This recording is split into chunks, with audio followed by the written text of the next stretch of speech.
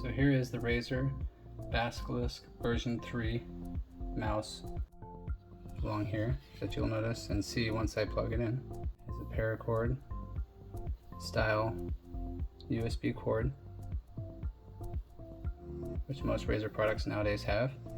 It has the mouse wheel, which if you press this top button here when plugged in will release a little magnetic switch that will allow it to free spin. Press it in, left and right, these two buttons. This one's mainly for DPI, but you can program it as well later. We'll talk about that. Two buttons on the side and this button right here. You also have the profile button on the back. You have the Teflon pads. I believe it's like PTFE or something like that. Same material that's made from the pan. You have it also around here. 26,000 DPI optical. Again, the profile button.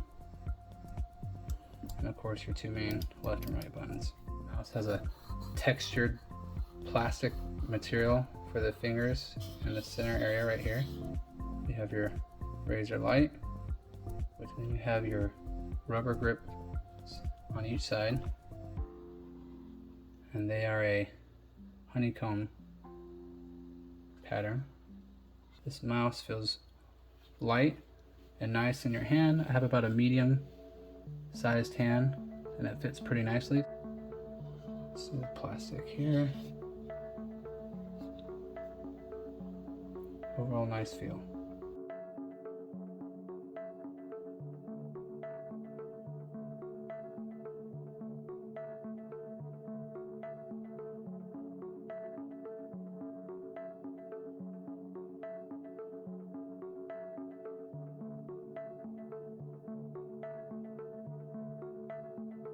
And this is the mouse Bungee version 3 Chroma from Razer. Little weight at the bottom, metal, rubber bottom,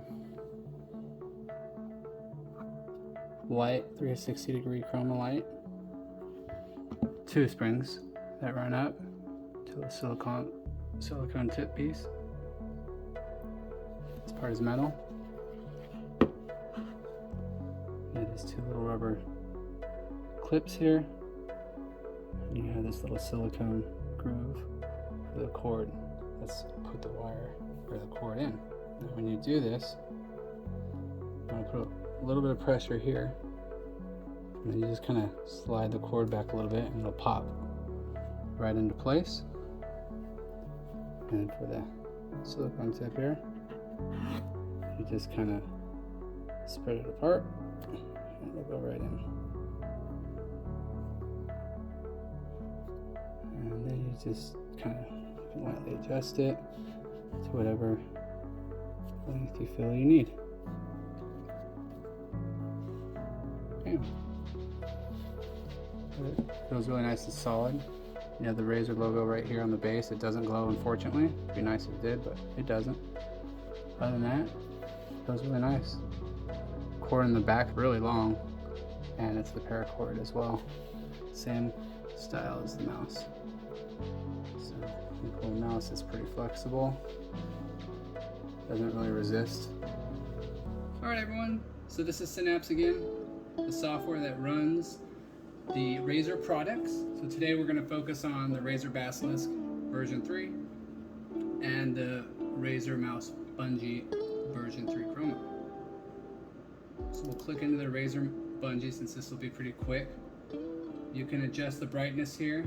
You can turn it off or on, as you can see on camera.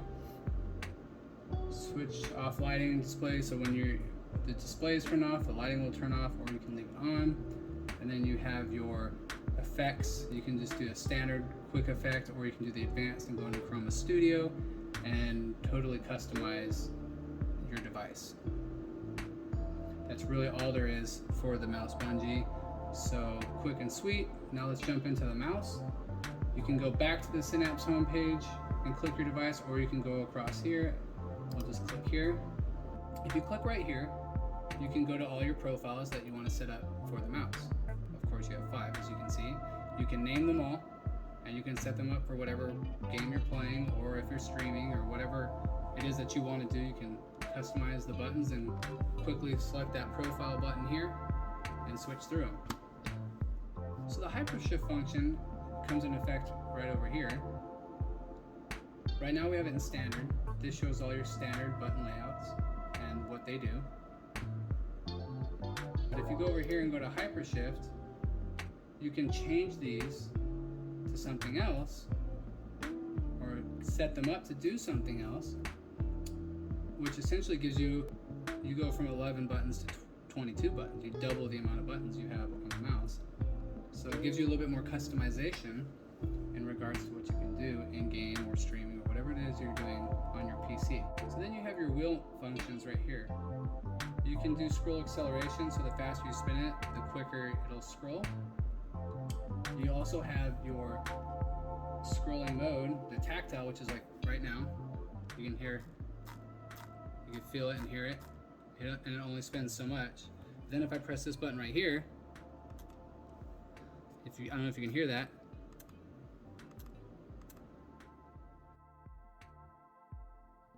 But that releases a magnetic switch, which allows me to free spin that. And as you can see, it just spins. And then of course a smart reel.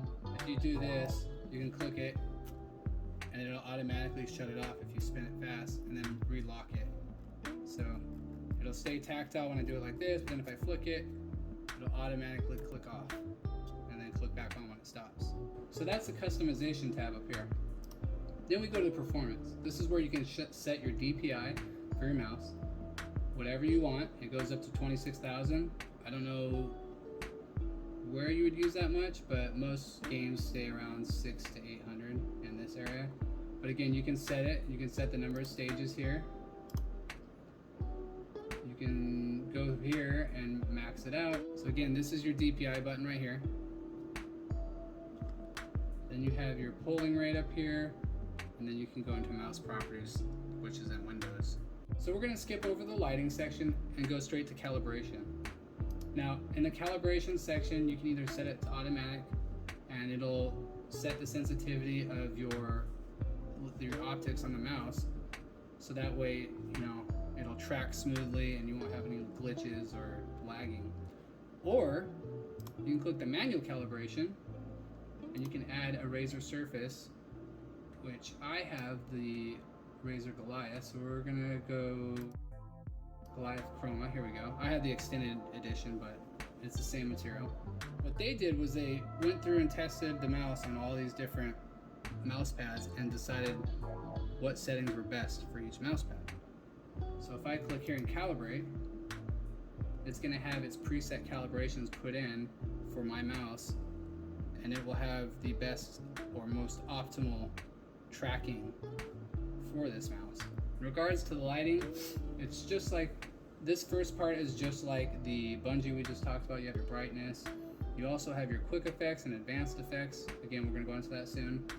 And then you can go here to switch off lighting. So you can set different things, such as when the display's turned off, it turns off, or if it's idle for so many minutes, it'll shut off to save power. So now let's go into the advanced effects for the studio. I'm not gonna go into too much detail. I talked a little bit more about this in my keyboard video. So you can click here for the Chroma Studio, or you can go up to Studio itself, and you'll be able to enter and start setting up your light effects. So here is the Chroma Lighting Studio, where you can adjust all your RGB settings. You have your files, your effect layers up here, where you can save files, or you can add layers of different effects to get complete customization. Here are the effects they have. You can select them, and then here is all your items that you have with RGB capabilities. Whenever I click, the lights will radiate out from wherever I clicked. If I click my keyboard, it'll radiate there. So